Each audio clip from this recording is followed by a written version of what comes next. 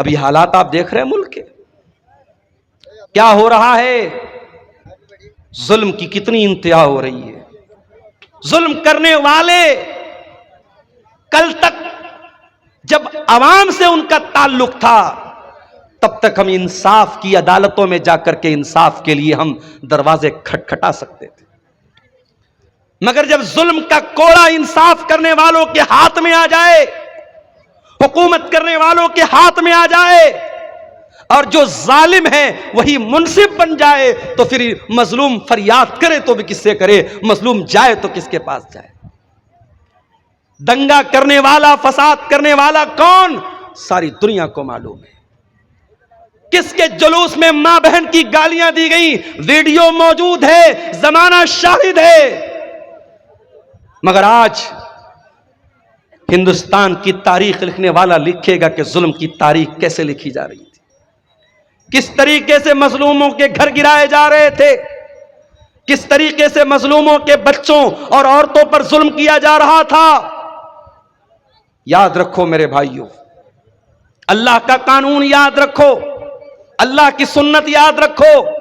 अल्लाह अपनी धरती पर कभी जालिमों को बरकरार नहीं रखता, जालिमों की हुकूमत को बरकरार नहीं रखता। अल्लाह ने इस धरती पर मुशरिक और कुफ्र करने वालों की हुकूमतों को बरकरार रखा है, मगर जालिम को अल्लाह ने जड़ से उखाड़ के फेंक दिया। हर जालिम अपना अंजाम याद रखे। अरबी में कहावत है, लेकुल्ले फिरौन मूसा, हर फिरौन के लिए अल्लाह ताला ने किसी मूसा को तैयार करके रखा है। मूसा अलैहिस्सलाम जा रहे हैं, पीछे फिरौन है, सामने पानी है। कौम के लोग कहते हैं Musa we will be arrested, we will be captured, हम तो पकड़ लिए जाएंगे, गिरफ्तार हो जाएंगे। मूसा अलैहिस्सलाम कहते हैं, ऐ मेरी कौम के लोगों, डरने की जरूरत नहीं है, इन्न मइया रब्बी सयहदीन, मेरा रब मेरे साथ है, मेरा रब जरूर कोई ना कोई रास्ता निकालेगा। ये जो ईमान था मूसा अलैहिस्सलाम के दिल में, ऐ भारत के मुसलमानों, ऐ हिंदुस्तान के मुसलमानों, ये ईमान अपने दिल में पैदा करो। तुम अल्लाह अकबर की सदा देने वाले हो, तुम ला इलाहा इल्लल्लाह का कलमा पढ़ने वाले हो। तुम्हारा ईमान हुकूमतों पर नहीं है, तुम्हारा ईमान सियासी पार्टियों पर नहीं है। इन सियासी पार्टियों ने कल भी इस्तेमाल किया था, आज भी तुम्हें इस्तेमाल कर रहे हैं और आइंदा भी करते रहेंगे। तुम ईमान लाए हो रब्बे वाहिद की जात पर, उस अल्लाह की जात पर अपने ईमान को मजबूत करो, उस अल्लाह से अपने ताल्लुक को जोड़ दो मेरे भाई। मूसा अलैहिस्सलाम ने कहा मेरा रब मेरे साथ है, वो जरूर कोई ना कोई रास्ता निकालेगा। अभी इतना कहा था मूसा अलैहिस्सलाम ने कि कुरान कहता है, फ़अौहैना इला मूसा अनिज़रिब बिअसाकल बहरा, हमने मूसा को हुक्म दिया कि अपनी लाठी को पानी के ऊपर जाके मार दो। सामने नदी है, दरिया है, दरिया की गहराई कितनी हो सकती है आप अंदाजा नहीं लगा सकते। दरियाए कुलजुम बहुत बड़ी नदी है, वो नदी सामने थी। हजरत मूसा गए और लाठी को जाकर के पानी पर मारा। जैसे ही लाठी को पानी पर मारा है, अभी मैं मुंबई गया था एक हफ्ता पहले, मुंबई में एक ब्रिज है, उसको अटल सेतु बोलते हैं। अटल सेतु 22 किलोमीटर का ब्रिज है, समंदर के अंदर बना है। अल्लाह अकबर, 1-2 किलोमीटर नहीं, 22 किलोमीटर्स। 22 किलोमीटर का ब्रिज कहां बना है? समंदर के अंदर बना है। इंसान को अल्लाह अगर इतना दिमाग दे सकता है कि इंसान समंदर में ब्रिज बना सकता है, वही 22 किलोमीटर लंबा, तो वो अल्लाह जिसने इंसान को इतना माइंड दिया है, इतना दिमाग दिया है, उस अल्लाह के लिए कौन सी बात नामुमकिन है मेरे भाई। मूसा अलैहिस्सलाम ने लाठी को मारा, न कोई इंजीनियर आया, न कोई नक्शा बना, न कोई पिलर खड़ा हुआ, बीच में रास्ता बन गया। पानी, एक तरफ का पानी इधर रुक गया, एक तरफ का पानी उधर रुक गया और बीच में रास्ता बन गया। अब मूसा अलैहिस्सलाम अपने साथियों को लेकर चल पड़े। जरा इमेजिन करो, तसव्वुर करो, दोनों तरफ पानी रुका हुआ है और मूसा अलैहिस्सलाम बीच में जा रहे हैं अपने साथियों के साथ। फिरौन ने देखा मूसा जा रहे हैं, उनके साथ ईमान वाले जा रहे हैं और पानी बीच में रुका हुआ है, बीच में रास्ता बना हुआ है। फिरौन ने अपने लश्कर से कहा चलो तुम भी इसी रास्ते पर चलो। फिरौन भी चल पड़ा, फिरौन का लश्कर भी चल पड़ा। मूसा अलैहिस्सलाम और ईमान वाले नदी को पार कर गए। जब उस पार चले गए, अल्लाह ने पानी को मिला दिया, पानी को मिला दिया अल्लाह ने। और जैसे ही पानी को मिला दिया, फिरौन डूब गया। फिरौन के तमाम लश्कर के लोग डूब गए। जब फिरौन डूबने लगा तो कहता है आमनतु बिल्लज़ी आमनत बिही बनु इसराइल। ऐ अल्लाह, मैं तेरे ऊपर ईमान लाता हूं, मैं तौबा कर रहा हूं। ऐ अल्लाह, मैं उस अल्लाह के ऊपर ईमान लाता हूं जिस पर बनी इसराइल ईमान रखते हैं। अल्लाह ने फरमाया आल आना वक़द असैता मिन क़ब्लु। ऐ फिरौन, सारी जिंदगी तू गुनाह करता रहा, सारी जिंदगी ईमान वालों को सताता रहा, सारी जिंदगी मूसा अलैहिस्सलाम को सताता रहा। आज जब मौत को सामने देखा तो ईमान ला रहा है। ऐ फिरौन, आज तेरा ईमान एक्सेप्ट नहीं किया जाएगा। पता ये चला कि मौत सामने देखने के बाद तौबा एक्सेप्ट नहीं होगी। इसलिए मौत के आने के पहले तौबा करो। जितना दान करना है, जितना नेकी का काम करना है, मौत देखने के पहले कर लो। मौत देखने के बाद तौबा करोगे, तौबा कबूल नहीं। कभी किसी मरने वाले को देखा है? मरने वाले की आंखें उठ जाती है।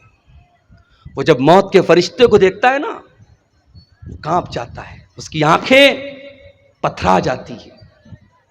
मौत जब सामने आ जाए, हम जब किसी को मरते हुए देखते ना तो उसकी बोली बंद हो जाती है, उसकी बातचीत बंद हो जाती है। यानी अब उसने मौत को देख लिया, अब तौबा करेगा तो तौबा का कोई मतलब नहीं। तो मौत को देखने के पहले तौबा करो। फिरौन भी मौत को देख करके तौबा कर, अल्लाह ने कहा तेरी तौबा कबूल नहीं होगी। इतने बड़े बड़े महल फिरौन ने बनाए थे, कितने बड़े बड़े बागात थे, कितने बड़े बड़े महल थे, नदियां थी, नहरें थी, तालाब थे, स्विमिंग पूल थे। अल्लाह फरमाता है कम तरकू मिन जन्नातिन व उयून व ज़ुरूइन व मकामिन करीम व नामतिन कानू फीहा फाकिहीन कज़ालिका व औरतनाहा कौमन आखरीन।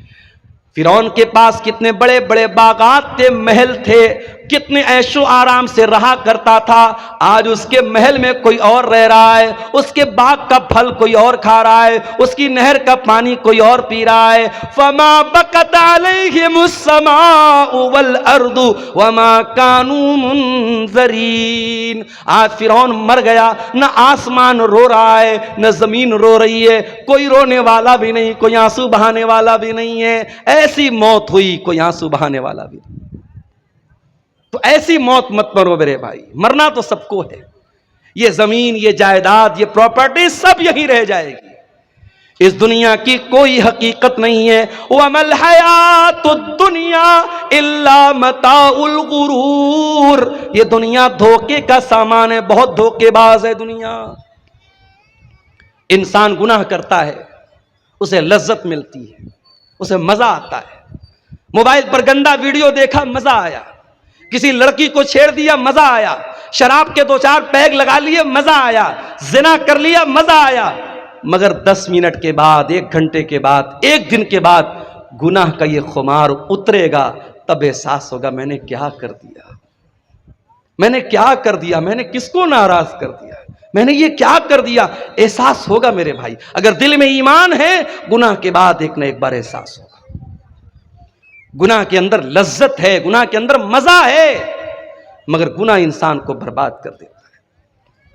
इस दुनिया के चक्कर में पड़ के तुम गुनाह कर रहे हो, दुनिया की औरतों के चक्कर में पड़ के जवानी बर्बाद कर रहे हो। अरे चक्कर में पड़ना है तो जरा जन्नत की औरतों के चक्कर में पड़ो। अगर तैयारी करना है तो जन्नत की नेमतों के लिए करो।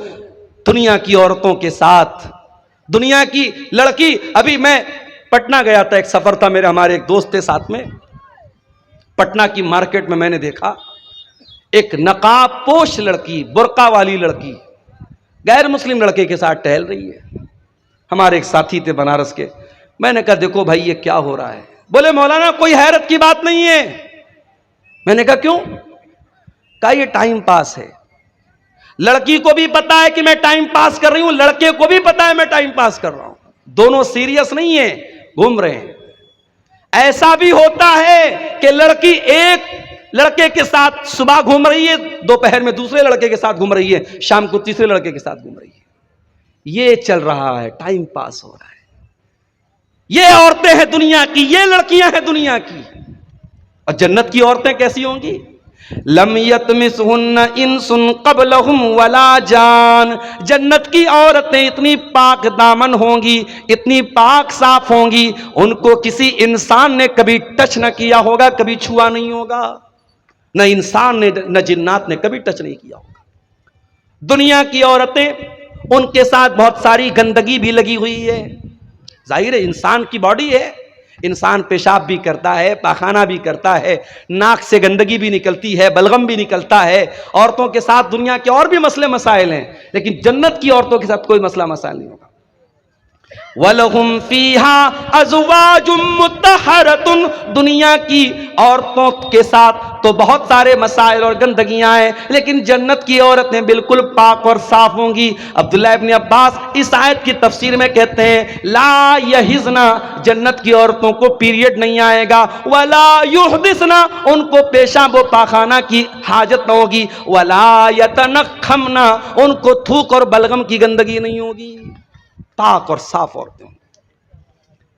दुनिया में जो औरत दुपट्टा ओढ़ती है, ओढ़नी ओढ़ती है, पर्दा करती है, समझ जाओ कि वो जन्नती औरत है, इसलिए कि जन्नत की औरत के सर पर भी दुपट्टा होगा।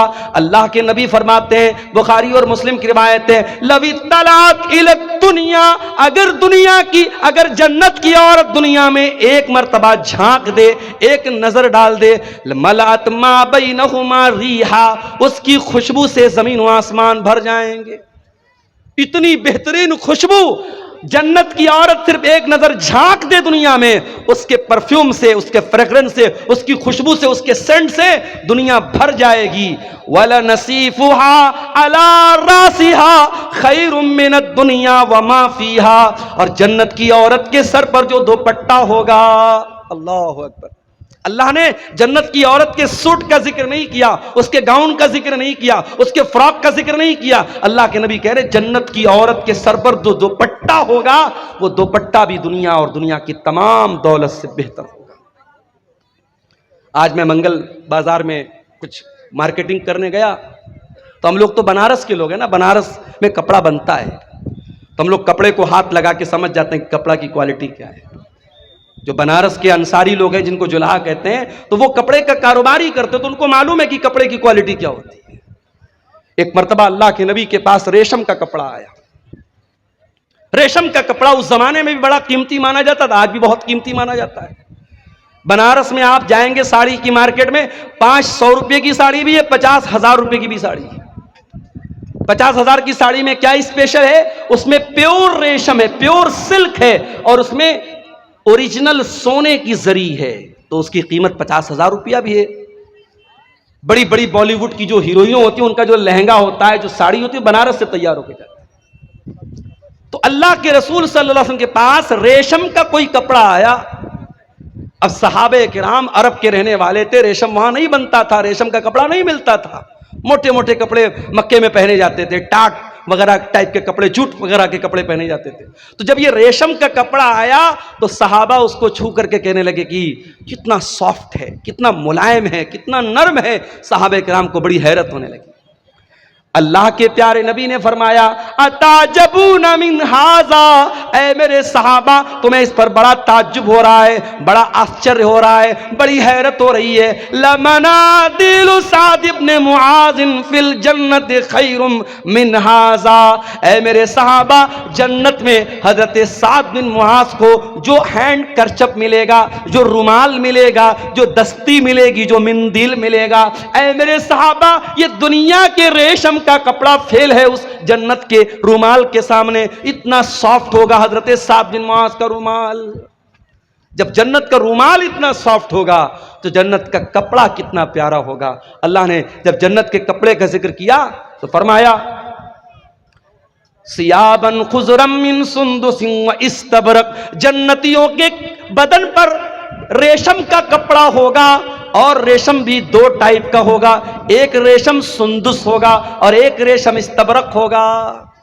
सुंदुस बोलते हैं जो बारीक रेशम होता है, और इस्तबरक जो थोड़ा थोड़ा मोटा रेशम होता है।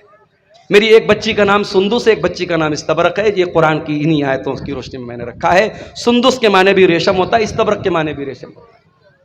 तो जन्नतियों का कपड़ा इतना आलीशान होगा।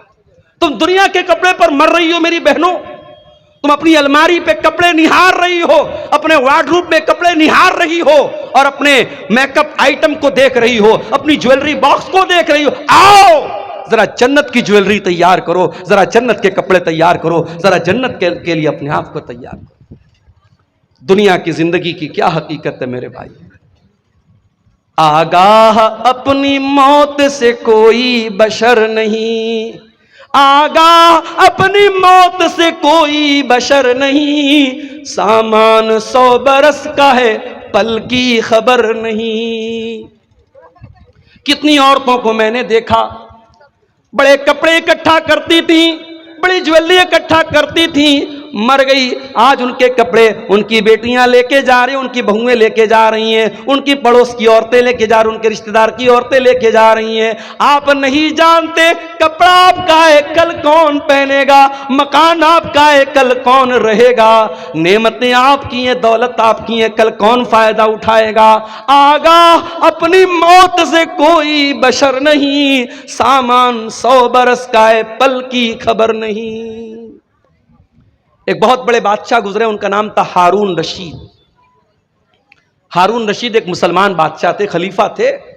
उनके दौर में एक बहुत अल्लाह के नेक बंदे थे, उनका नाम था इब्ने सम्माक।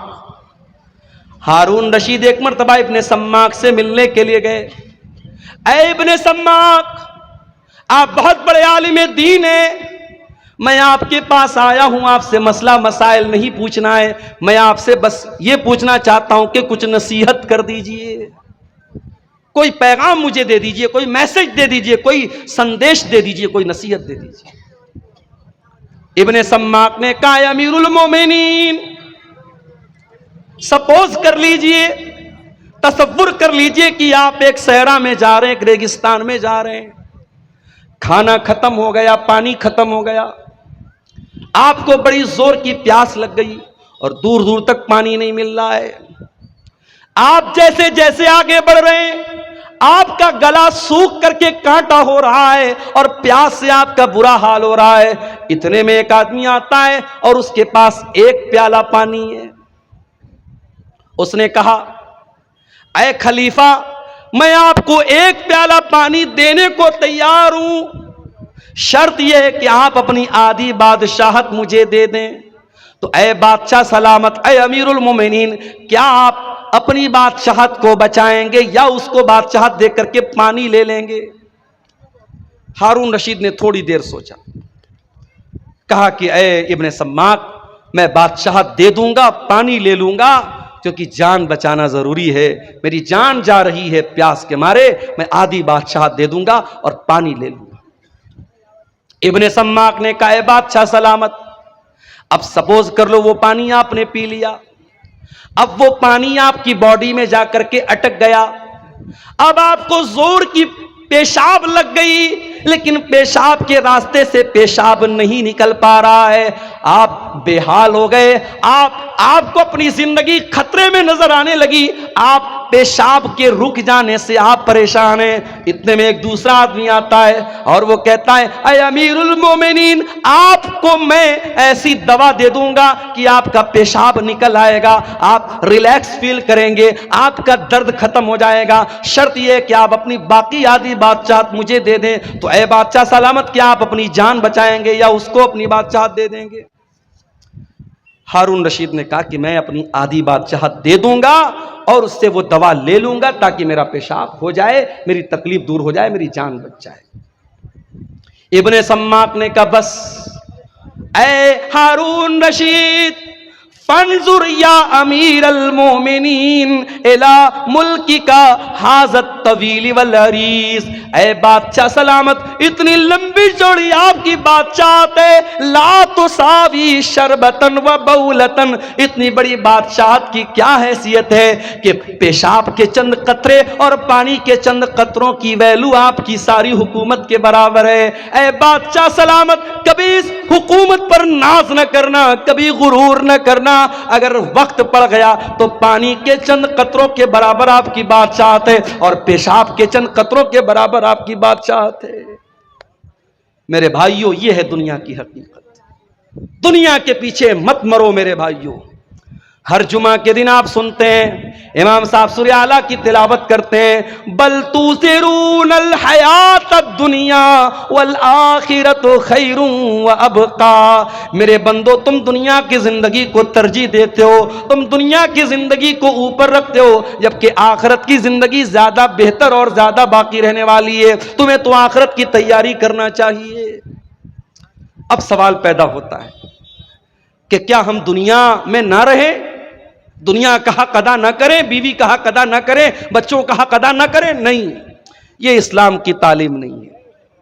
हमें दुनिया में रहना है, हमें बीवी का हक भी अदा करना है, हमें बच्चों का हक भी अदा करना है, हमें माँ बाप का हक भी अदा करना है, लेकिन हमें दिल नहीं लगाना है दुनिया से। जगह जी लगाने की दुनिया नहीं है, ये इबरत की जा है, तमाशा नहीं है। दिल लगाओ तो जन्नत से लगाओ, दिल लगाओ तो आखिरत से लगाओ। दुनिया दिल लगाने का ठिकाना नहीं है। दुनिया में कैसे रहना है? अल्लाह के प्यारे नबी अब्दुल्ला इब्ने उमर का कंधा पकड़ करके कहते हैं, कुन फिद दुनिया कअन्नका गरीब। ऐ अब्दुल्ला, दुनिया में ऐसे जिंदगी गुजारो जैसे परदेसी जिंदगी गुजारता है।